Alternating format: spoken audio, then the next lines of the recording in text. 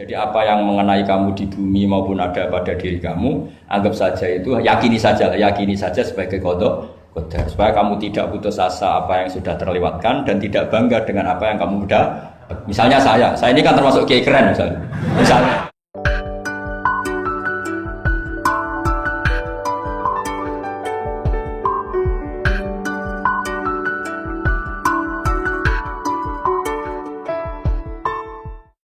Ya. Masalah keimanan. Tanya apa ngeluh? Kalau tanya boleh ya gimana? Masalah keimanan tentang qada dan qadar.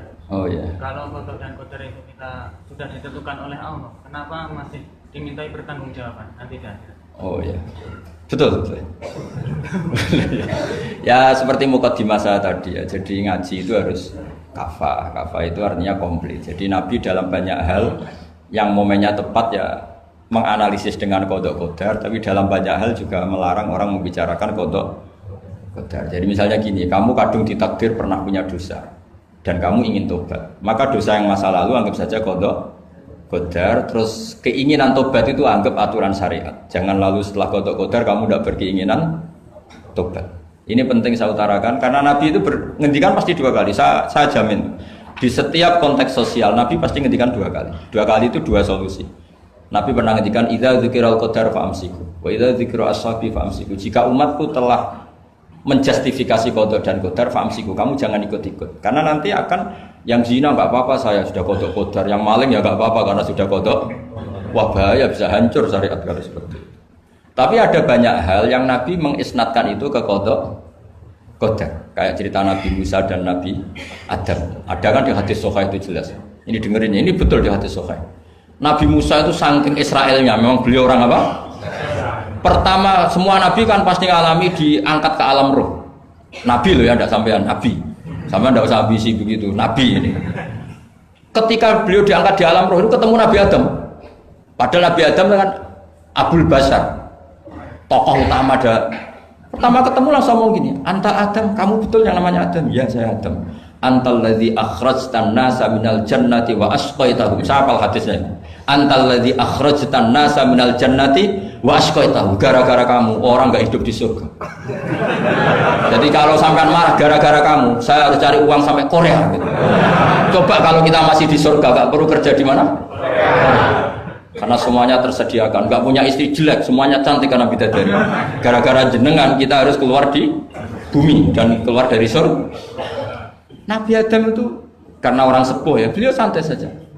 Anta Musa, kamu betul Musa? Ya, saya Musa.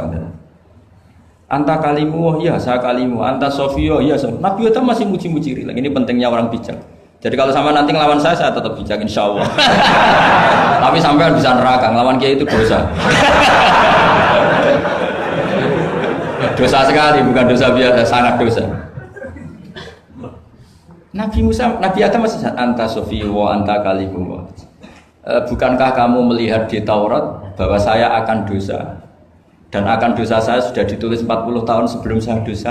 Iya ya Musa. Iya ya Nabi Adam, ya betul gitu.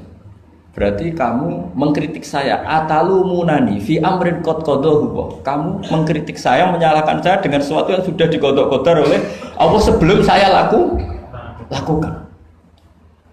Jadi sudah ditulis sama Allah 40 tahun sebelum saya salah sudah ditulis skenario-nya nanti Adam akan salah terus keluar dari surga.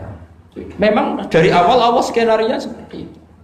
Itu ibarat istri kamu sudah tahu ini kalau miskin setia, kalau sudah kaya nanti pola, itu sudah tahu. Tapi anehnya istri kamu ketika nyata pola kok tidak siap. Padahal sebetulnya sudah tahu gitu ya kan. Makanya saya kalau ngaji di mana-mana bilang kelirunya orang Indonesia itu satu. Kalau ilmunya terbukti itu tersiksa, itu kelirunya orang ini. Semua cowok tahu enggak? Semua lelaki tahu enggak? Kalau enggak pernah nafakoi diomelin, tahu enggak? Tahu. Tapi ketika itu nyata enggak siap. Harusnya ketika nyata diomelin, alhamdulillah ilmu saya benar, termulia. Tapi istri kamu juga gitu. Biasanya wong lanang nek duwe akeh pola. Terus dengar sampean mulai cinta orang lain. Harusnya kan alhamdulillah ilmu saya benar kan. Artinya gini, manusia saja bisa memprediksi.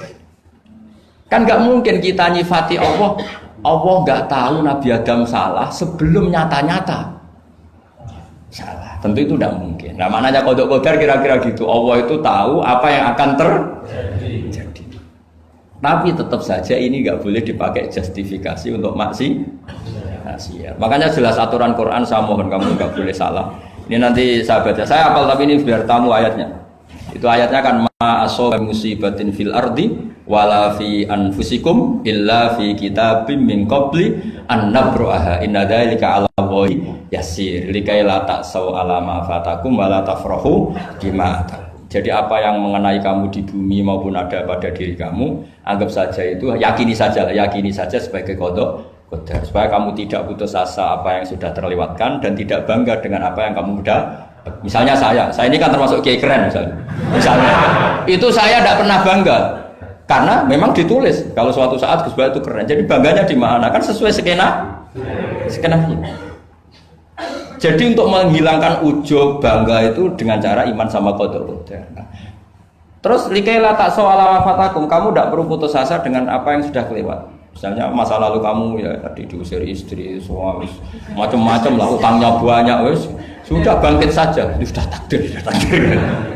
Jadi mungkin ada yang mencarikan, coba ini carikan, mungkin di surat Hadid itu apa yang nanti dicari ayatnya. Pokoknya ayatnya tadi apa? Ma asoba min musibatin fil ardi wala fi anfusikum apa?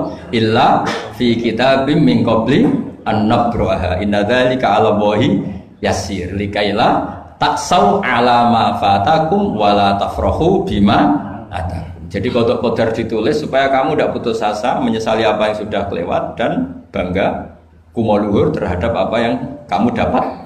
Jadi misalnya Pak Jokowi jadi presiden, untuk menghilangkan ujub ya, memang sudah ditulis kalau akan jadi, ya biasa saja sesuai skenario. Ya sama seperti sampean suatu saat tua, terus untukmu coplok, terus dredeg-dredeg, kepleset tiba. Soalnya harus senang saja. Zaman kamu muda juga sudah tahu kalau nanti akan seperti itu. Gitu. Jadi kalau itu terjadi, ya sudah, memang akan seperti itu. Jadi ringan saja. Ini pentingnya ngaji. Jadi sesuatu itu mudah sekali kalau dianalisis dengan dengan ya cukup ya. Satu lagi aja jangan. Kalau nggak salah itu surat Hadid. Biar ditahukan suratnya. Diumumkan siapa? Surat apa? Hadid betul. Hadid 22. Hadid 22 ya. Hadid 22.